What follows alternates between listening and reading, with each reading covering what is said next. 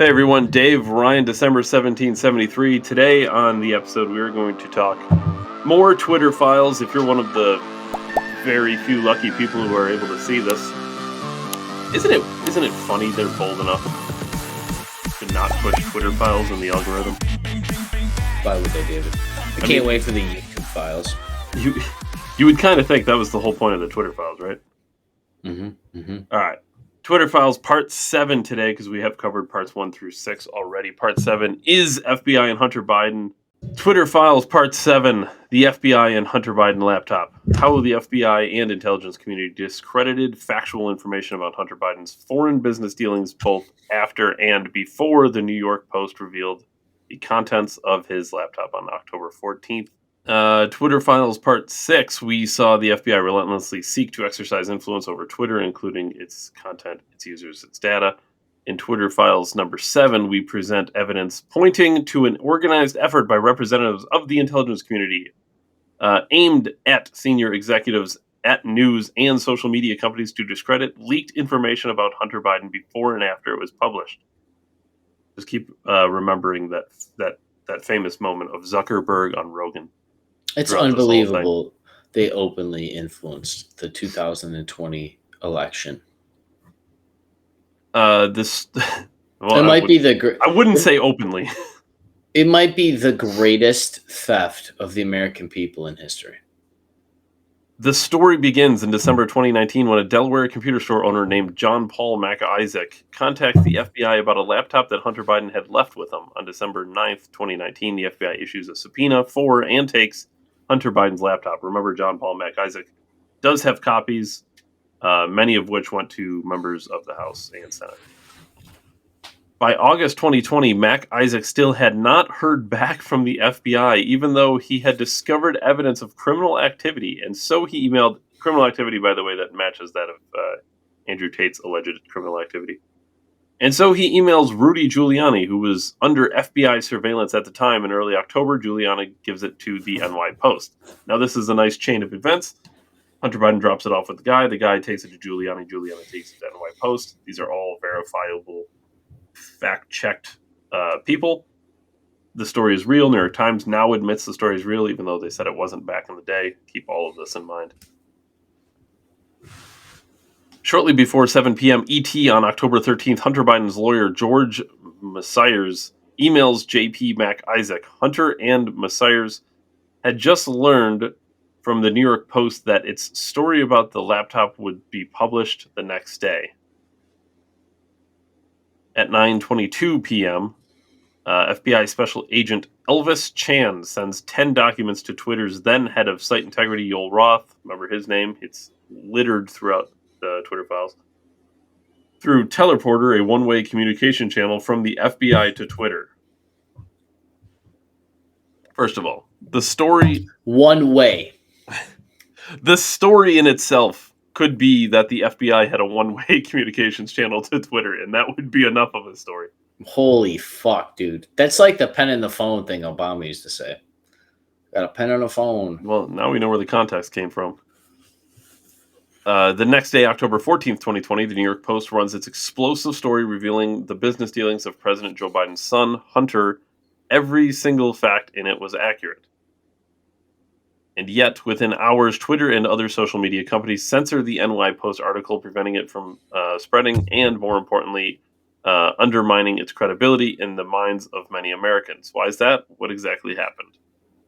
On December 2nd, described the debate inside Twitter over its decision to censor a wholly accurate article. Since then, we have discovered new info that points to an organized effort by the intel community to influence Twitter and other platforms. First, it's important to understand that Hunter Biden earned tens of millions of dollars in contacts with foreign businesses, including ones linked to China's government, for which Hunter offered no real work. Here's an overview by investigative journalists. Have you watched this? Yeah, I can see. Well, what we know is that the Biden family has benefited from commercial deals overseas to the tune of tens of millions of dollars. That's not in dispute. That's based on the so-called suspicious activity reports that the Treasury Department has released because a U.S. Senate committee asked for it. These documents show the flow of funds from Russian, Ukrainian, and Chinese sources, among All others. those countries sound so we know there's familiar. been a flow of funds. None we of also those are know in that the the news. people sending that money have very close relationships with the government. So in the case of China, for example, which I believe is the most troubling of the group of foreign donors, you can actually look on the Hunter Biden laptop and find the businessmen who secured these deals for Hunter Biden. There are 4 gentlemen that are named. If you look at those 4 gentlemen, each and every one of them has close ties to the highest levels of Chinese intelligence. So, for example, one gentleman who he calls the super chairman, at the same time that Hunter Biden secures a deal with him that translates into about $20 million, that same Chinese businessman is business partners with the Vice Minister of State Security in China, who is responsible for foreign recruitments. This has been reported in Hong Kong. This is not just Peter Schweizer saying it. So you have the flow of funds. You have the flow of funds from foreign parties that are linked to the government and intelligence services. And then you have the third component of this, which is there's no discernible service or product or anything that Hunter Biden has brought to the table. So the question has to be asked, why are foreign actors like these 4 businessmen in China arranging deals worth tens of millions of dollars to the Bidens and not getting anything in return? And what's important to point out here is that Hunter Biden is the one who's the signatory on these deals, but the laptop also shows that money is fungible within the Biden family. We know that $2 million that arrived from China ended up with his uncle, James Biden. And we also know that Hunter Biden paid some of his father's bills while he was vice president of the United States. So this is not a Hunter Biden question. This is a larger Biden family question. Now, one of the things that I hear from Democrats is that they say, well, you know, this is kind of common. And look, the Trump family had all sorts of business dealings with Russia. Is that true? So the Trump family does actually have some deals in China, although they kind of were unwinding. I wonder why. Questions about that and some of the finance deals that Jared Kushner was involved in the Middle East. And those need scrutiny. They need analysis. And by the way, they were scrutinized by the mainstream media. So that's a good thing. Yeah, because that's Biden like deals weren't. But there's also a husband, crucial difference here in my mind. And that I love that is the media refers the to deals media that as the Trumps mainstream. had with China. The one that really translated into money was a deal that Ivanka Trump had for the manufacturing of shoes and other things in her apparel line. That was a line started, 10, 15 years ago. My point being, those were actual legitimate businesses that predate any involvement in. You certainly go watch them and be aware of them and take them into account. With the Bidens, we're not talking about that. Hunter Biden, after his father becomes vice president of the United States, suddenly decides he's going to go into international finance, ill-defined. He has no background. He has no experience. And he's not doing deals in London or Tokyo. He immediately goes to Russia, China, and Ukraine for those deals. So I believe all foreign deals should be scrutinized. But you have to differentiate, in my mind, the difference between, say, Michael Bloomberg, who his company Bloomberg has major business dealings in China, censoring which information. need to be watched. But that's a legitimate business. You cannot compare that to Rosemont Seneca Partners, which is, frankly, in a large extent, a fictitious business entity that was funneling money to Hunter Biden and his family. Now, what about Trump's relationship with Russian? Why are we talking about Trump still? Well, Jesus there fucking was Christ. No question. There was Get over it, dude. And there was a sort of verbal agreement to build a Trump Tower in I don't think Moscow. we watched this whole 9 there was minutes. no real exchange of money. David, real quickly, I want to say something about that. When he's acting like it's real hard to go over somewhere and make deals with people, it's really easy. If you have a position of power, sure. position of power. Your dad's a former vice president, presidential candidate, president-elect, and then president. But also, if you like strippers and cocaine, it's going to be real easy to get fucking deals done. The most deals probably happen at some level. All of the fast money happens at places that the fast money's made. Strip clubs, bars, drug dealing, trap houses, sex trafficking. Like, this is unbelievable. How come it took 2 years of stuff that I've been saying, Dave has been saying, far other better people than us have been saying for years? Well, surely we had inside sources, Ryan. Yeah, I'm sure. Fucking inside my couch cushion with my Cheeto curls. I have a barely above a high school education, and I'm a practical, mechanical, blue collar guy. And I said this for years. You know, we came on this program, David and I both came on here. Dave had all the video for us, showed us all of the shit the guy was doing that was leaked public information. We covered it. We, once again, Zuckerberg on Rogan admitting that the FBI basically called them, even though it's a fucking portal. It's a one-way. No, they were, but Ryan, they were all Russian disinformation. All those videos. Yeah, $50K and $50,000 to sway the whole election. Russia must have hired James Cameron. Dude, and something else, dude. They reference 4 Chinese businessmen. Isn't it crazy that it only takes like 10 people to transfer billions of dollars between families? 4 Asians, and they're all linked to high-profile Chinese nationals, so the Chinese government, right? And then Hunter Biden is directly linked to the fucking president of the United States, most powerful man in the whole fucking world. So like 7 people is what we're talking about. And really, at the time, he was linked to the second most powerful man in the world. When it was all going down. So, I mean, I can't, I mean, the fact people aren't seeing this, it's not 2 years. They don't want to. 2 years of this, David. We heard about this story 2 years ago. Right before the election, conveniently. 2 fucking years.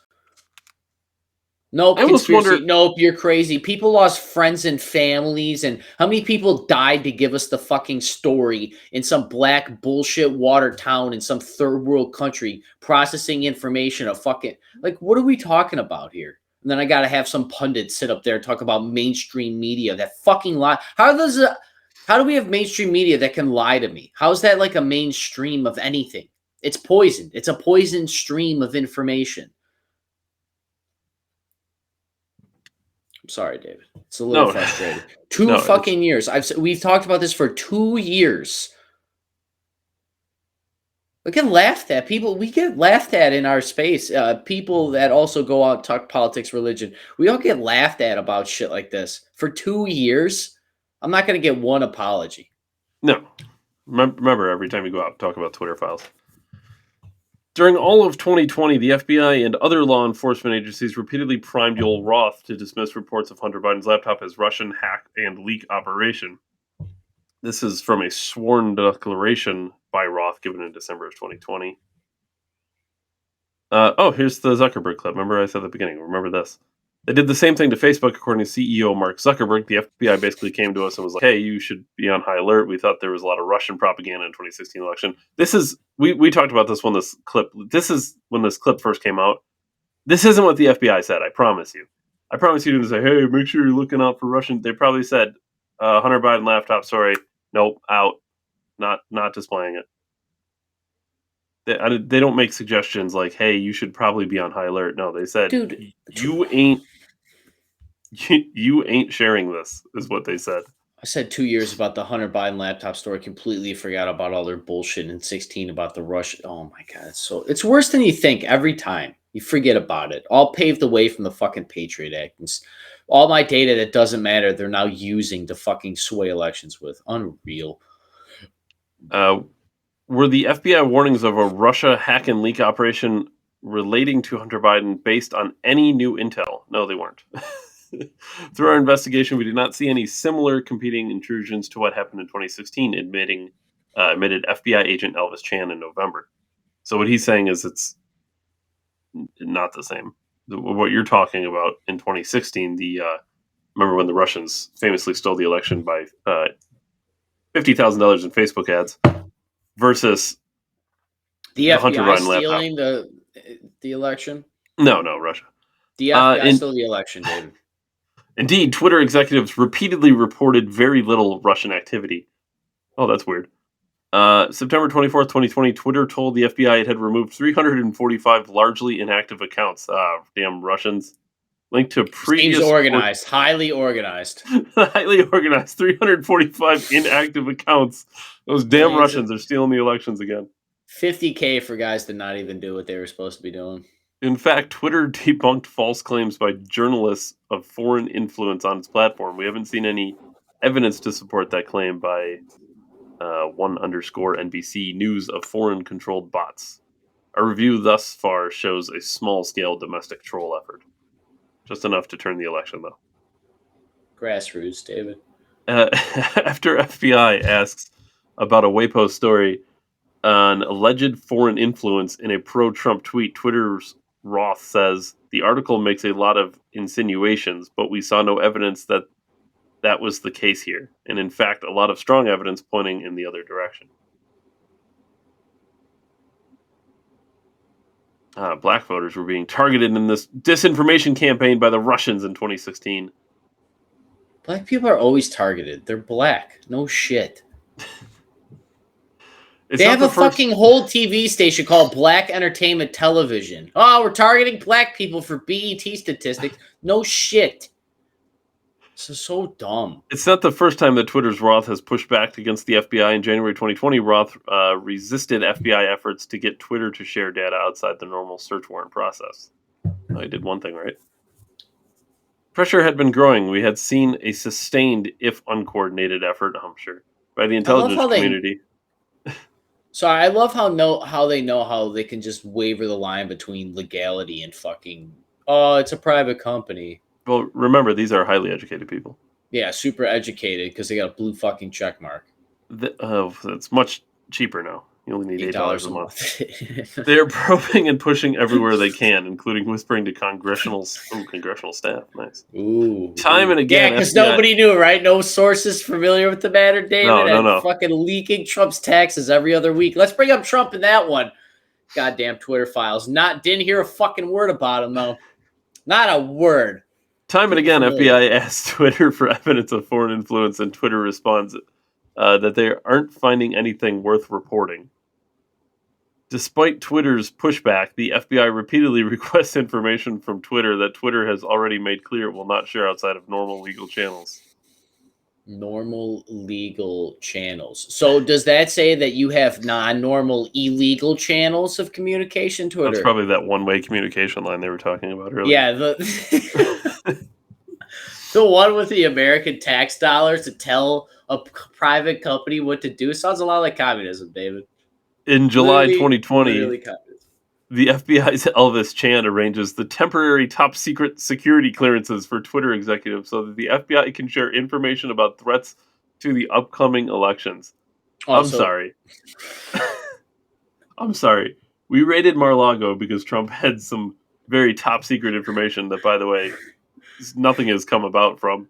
I haven't even fucking heard. I forgot that was a news story, like Pelosi's hammer incident with his tranny fucking Tinder date.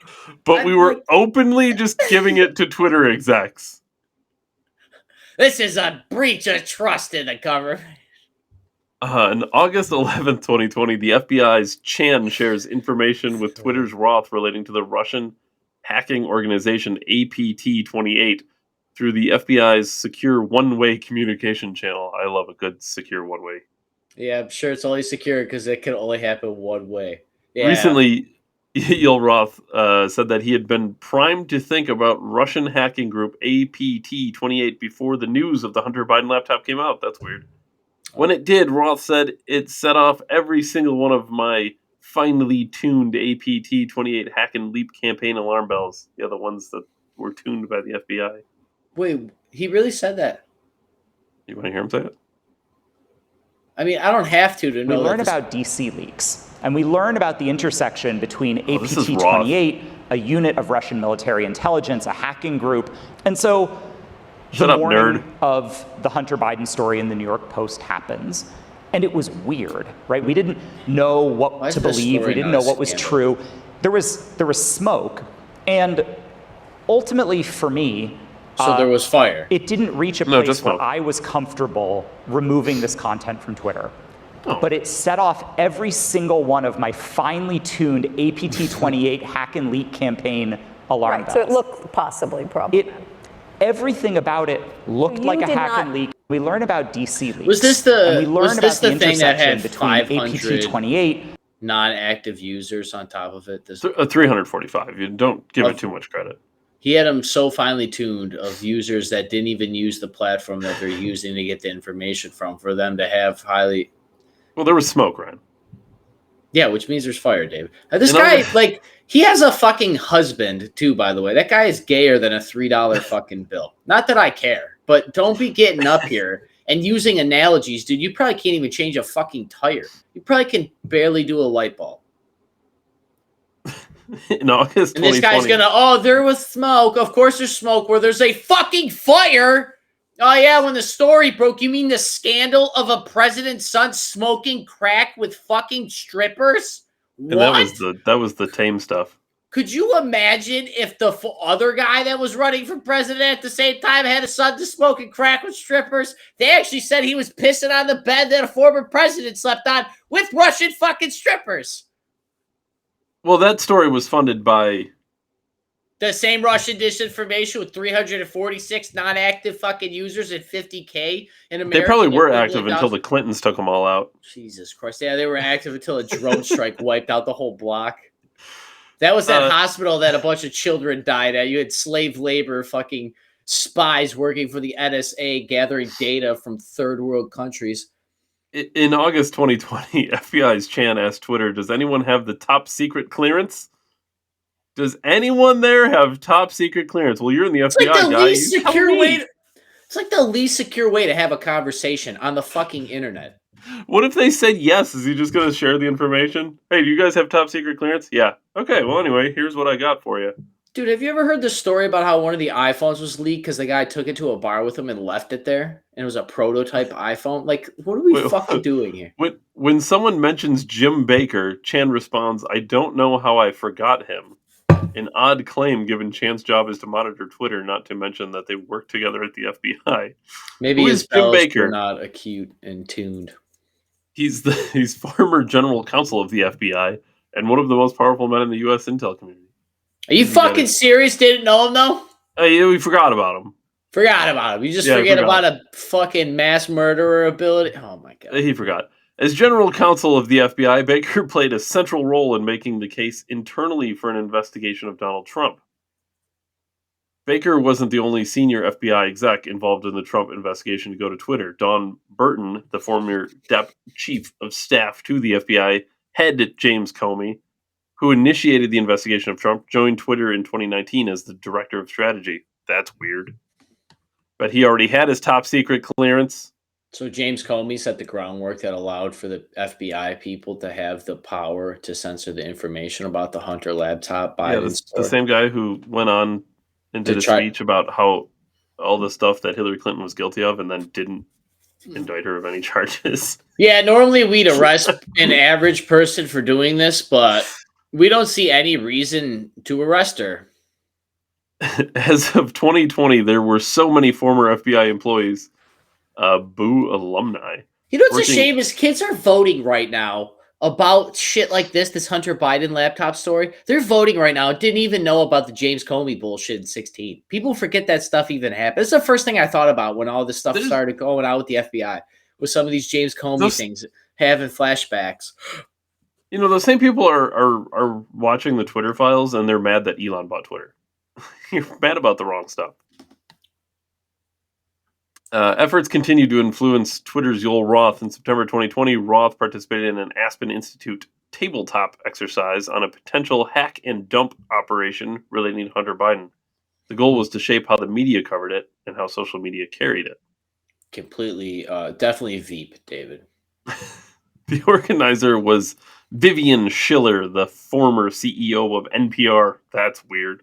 Former head of news at Twitter, former general manager of the NY Times, wow, former chief digital officer of NBC News. All these fucking people, I swear to God, are the NPR, same. Nationally Public Radio is sitting on sitting on a company that's being told what to do by the FBI to censor stories.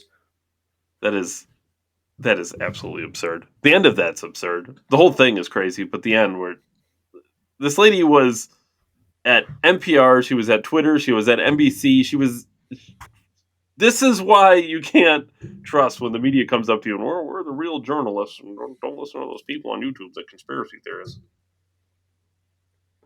We've been more right than they were. And they withheld information and we were still correct. That's because they have an incentive to be incorrect, misleading, disinformation, malinformation, as they would call it. Proto-information. We can be wrong, but we're never trying to mislead people. Oh, you can speak for yourself, David. I'm trying to purposely mislead this country to the promised land. Trying to mislead all my fellow Americans to prosperity. Hey, come over here where it's better. Dave Ryan, December 17th, 73. More tomorrow, 7 p.m., more Twitter Files. Thanks.